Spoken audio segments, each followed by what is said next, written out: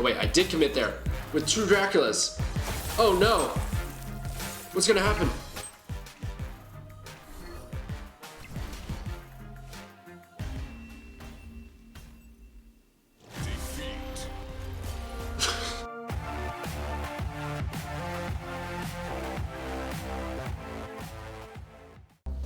Yo, hey everybody, it's Drewberry here, and today I'm just doing deck spotlight.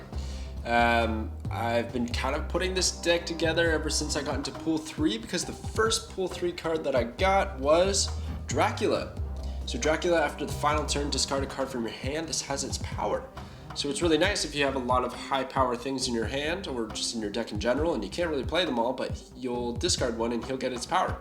It's pretty good. Sometimes they have negative effects too, so you don't have to worry about those negative effects for getting that power output. It's been a pretty fun card. I don't have a lot of discard synergy, but I have put together kind of a mix of a discard deck and a heavy high power deck, and I think it's pretty good. So really the idea here is to get as little cards in my hand as possible, so that I only have the big stuff and I have Dracula out there. And then if I can, I'm going to have Dracula on a solo location where I'll Arnim Zola him, and then I'll get 2 of them at different locations, and they'll both discard big cards with heavy amounts of power. Hopefully a big enough swing that my opponent doesn't see coming. Maybe they overcompensate on the Dracula location, thinking that that's my plan in the end, but really I'm not committing to that location. That's the idea. That's the idea of the deck, and then I have some other cool stuff going on here, and my backup plan is really just to play the big boys themselves. So let's just jump right into it, and I'll show you how this deck can operate. I think it is a competitive deck, but it's got its troubles, you know? Like it's a lot of waiting. You hope that your opponent doesn't set up a big combo, because we don't have any disruption. We're not trying to ruin what they're doing. We're just trying to set ourselves up. So the cards with the highest power here have +3 power. That is fantastic for when I Arnim Zola something over there, right? So I want cards there, is what I'm getting at. So I will play Sunspot. I basically very early on have to, if I'm playing the Arnim Zola line, I have to commit to a location that I'm not going to play cards. I'm just going to play one big boy there and then Arnim Zola him. Psylocke's going to help me do that. I'm not going to play her now. Basically what I want to do is I want to play her on turn 4 so that on 5 I have 6 power and I can play one of those big cards, and then Arnim Zola on turn 6. Lady Sif is cool and all, but I can't play her. I can't play her because she's going to discard Arnim Zola, and at the moment I don't want to do that. That would not be ideal. I might pivot to doing that later. It's not a big deal. Not playing a card here is alright. Okay. Forge is whatever. Whoa, replace both decks with 10 random cards, and we got magic. Change this location to limbo. So I actually just pulled this card not too long ago, and I absolutely adore it. I'm probably gonna have a video about that soon. Magic is such a cool card. Sets up so many cool combos. But now I have no agency on what I'm drawing, so I need to... At this point, I could just abandon our Arnim Zola.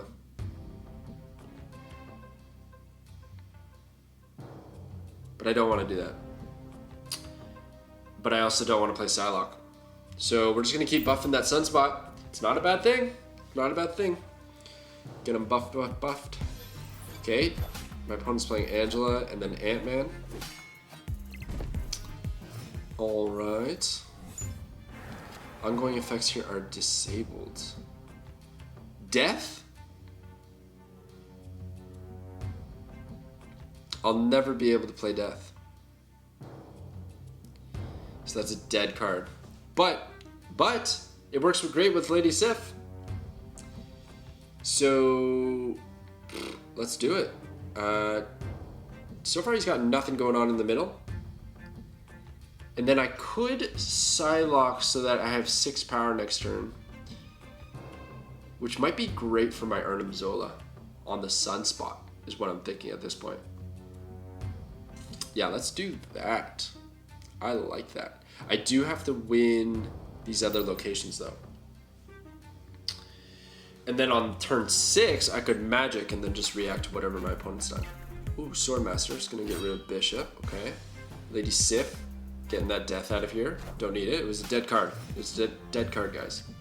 Literally. Okay, we got Cosmo.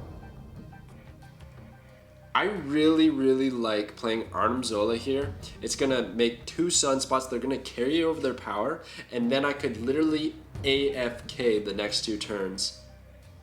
No, sorry, I know, no, that's wrong. I have to play Magic. I have to play Magic next turn, and then I'm gonna AFK on the turn 7. That's gonna be 7/7 on both those Sunspots. That seems good. Is it good enough though? Who can say? He looks like he's committing to Monster Metropolis. Whoa, Yellow Jacket. Okay, and Captain Marvel. So Captain Marvel flies to a location, or moves rather, to a location that you're losing to win you the game, if she can. My opponent's gonna snap.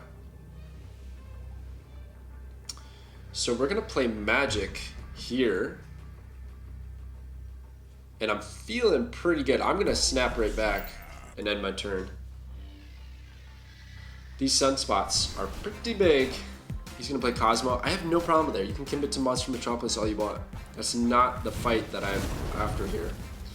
What I need to do is beat you at Limbo. That's my toughest challenge here. And I unfortunately can only get to 18 if I were to end my turn. Alternatively, I could play Swordmaster and get +3 on each one. That'll give me 10. That'll give me 21. He can't actually move Captain Marvel. She's going to move on her own at the end of the game. So I don't have to worry about that. I think that's the play. I play Swordmaster over here. It's going to give me a bunch of power. And then we're going to discard and we're going to buff up our Sunspots. And he plays Vulture. Boom. There you go. That's 8 cubes. And that's an early win. Didn't really get to showcase the deck per se because I didn't end up with my deck. So we'll keep going. I'll do a couple more for you guys here so you can get an idea of how this operates. We're winning our quests. How are you guys enjoying Snap? Let me know. I want to hear about it. I really hope this game does well because it is so much fun. Seriously, if you haven't tried it, try it. And if you can't try it because your location locked, there's ways. There's ways. Trust me, I'm not in Australia or the Philippines. What do I do here? I like Sunspot early. I don't really want to discard anything yet. I do actually I'm running APOC in this list right now, just for the slight benefit of maybe discarding him. Yeah, I think we're gonna just leave it at that. We're gonna play Sunspot. He'll get the buff instantly. Okay, they're gonna get a card for me. I also noticed, so I've been playing a lot of meme decks. Like, you should really check out my 0 power video that I did recently. It's hilarious. But like, I keep doing stuff like that and I'm tanking rank. Truthfully, I don't care. I couldn't care less about what my rank is. I'd really just play this game for fun. Okay, I'm gonna end my turn. But the problem I'm having is that I think there's a lot of bots in the early ranks. So if I want to not face bots, I have to be like around rank 60, 70. That's what I'm feeling anyways. So where I am right now is almost always a bot. I would say 9 out of 10 of my games are bots. It's rough. Holy smokes, Infinaut. So what, we just AFK 2 turns here? So this is the other benefit to this deck, okay? You don't have to play a lot. If you can get Sunspot out early, it works so well with Infinaut. Look at this guy, he's playing cards. So there's really no benefit from me playing Psylocke, and Red Skull isn't as good as Infinaut because I can Infinaut next turn and then Giganto on the final turn to win. So I don't see any reason to do anything. I'm gonna get another +4 to my Sunspot. And we're feeling pretty good. Feeling pretty good. And they're just flooding. They're just flooding a bunch of stuff, but honestly, I don't care. I'm not worried about it at all. Yeah, I think Infinaut here is pretty good. That's 27 power. He would have to do 11 power with 1 card. I don't think he can do it. I'm gonna snap. I'm gonna snap. I was thinking about doing a snap video of like when to snap, when's a good time to snap, because if you snap too early, maybe people will leave. You want to kind of bait them in, But if you snap too late and they know the writing's on the wall, then you're not going to get those extra cubes. Luckily, bots, they're stupid. Wow, I really like that Arnim Zola play. Of course. But, like, why would I do that? There's really no reason for me to do that. Other than he's just super fun. Because I've got the game. The game is done. I just play Giganto here. And I'm going to play Psylocke because she's super cool. Why would I play her there? Why wouldn't I? Because I don't win the location. That's why. So, there you go. Another 8 cubes. So like I was saying, this is a very good deck. Like I think this can win you a lot of games. Of course, we're playing against a lot of these like flood decks and these bot things, but you can kind of see how it works. I'm gonna keep going. I still haven't done the Dracula combo, which I think is like where this really shines. Dropping him on curve is excellent, excellent. And there's really there's a bit of RNG, right? There's a very small amount of RNG in Marvel Snap, I find, but that's like any card game. But there is the RNG of which one does he discard, and sometimes I don't have full control of optimizing my hand, and that's kind of where this deck can falter. But if you can get some of the big guys out, and Dracula hits one of the high power cards, like you have so much power without having to really play a lot of cards. So I'm going to Sunspot here again. 3 games in a row we get Sunspot in our opening hand. That's real nice. Look how good Sunspot looks. Ooh. Sorry, things are being played. Again, another bot. Like I can pick up on these bots instantly. Their tell is too much. I gotta get Okoye out of the hand. I would like to keep Sunspot buffed, but I have to keep my hand as small as possible. You don't actually want to draw cards in this if you can help it. You just need a few good things and you'll be fine. I'm gonna have the deck list in the description below, by the way. I don't know if I said that already, but if you want to play this, go for it. And if you also are lacking some of these cards, because I have some pool 3 cards, super not necessary. I started doing this deck when I just got into pool 3, and I already had like an Infinaut deck going on before that, so you can really just kind of filter by power and just find some of the high power cards that you have and put them in your deck and it'll probably work. This is by no means an optimized version of this archetype. Like other people have made this probably much better than me.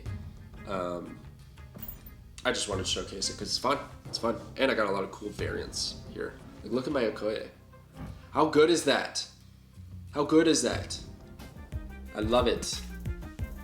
I love the art. This game steals my heart with its art. Okay. So like look at this. I play Dracula. There's a good chance we're gonna have 14 or more power from that turn 4 play. That's unreal. And here's a little sneaky tidbit. He's not gonna retain the negative debuffs from Jotunheim. So we're gonna play him there, and we're gonna snap. Because things are looking real good right now. I can even discard with Swordmaster next turn to get 8 power and not even worry about what I discard. Actually, it's even better. I have the opportunity to discard something positive. The thing here to consider is, are we committed enough to just Dracula? Because my next turn, I'm probably going to play Giganto on the left, if I can. If not, I'll probably play APOC. And then discarding something. I don't know if I'll have enough power, so I'm going to put Swordmaster in the middle, because I'm pretty sure I'll be fine on the left. I think, anyways. They do have a lot with that Devil Dino. But we'll see. We'll see. And they're losing a lot of power in the middle. Okay, Claw. Yeah. So we're going to discard the Red Skull. That's fine. That's fine. Ooh, Arnim Zola. I'm tempted every time by Arnim Zola, but there is no opportunity for Arnim Zola here. Oh, shoot. So this, remember I was talking about the possible RNG? So now I have one card in my hand that has terrible power and will lose me this game. Let's think about the left location real quick. Currently they have 18. If he plays a card, he's going to go down to 16, but then that card could have X amount of power, boosting him up. I play Giganto on the left. I've got 21. That very well could not be enough.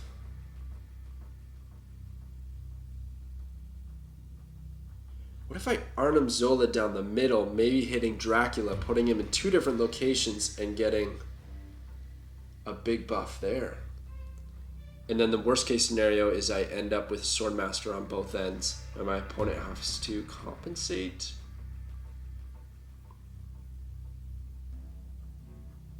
But then I can maybe... We're doing it!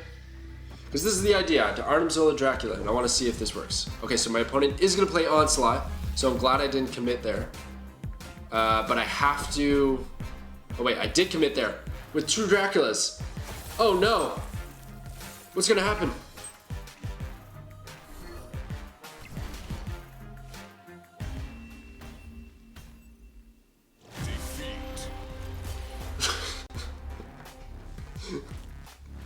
So that's what this deck can do.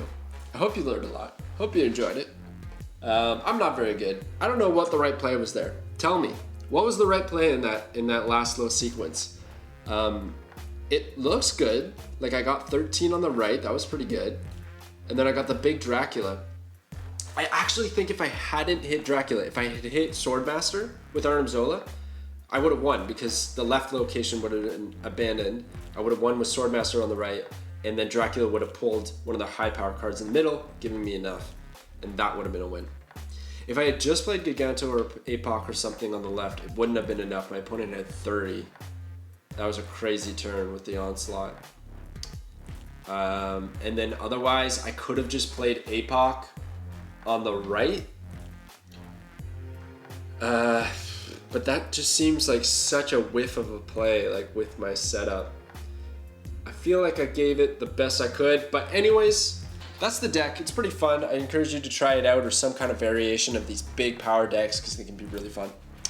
So if you like this video, be sure to like it and subscribe if you aren't already subscribed. I'd really appreciate it. It motivates me to keep making this content. I'm going to be going on vacation soon, but I have some card rating for each cost. So 1 cost, 2 cost, 3 cost, 4 cost, 5 costs, and 6 costs. I have all 6 of those videos ready to go while I'm on vacation, so be sure to check them out. They're pretty cool. They have real player input data, so win rates on certain cards and stuff like that, as well as my own opinions mixed in. And it's gonna be neat. So be sure to check that stuff out and stay tuned, and I'll catch you guys next time.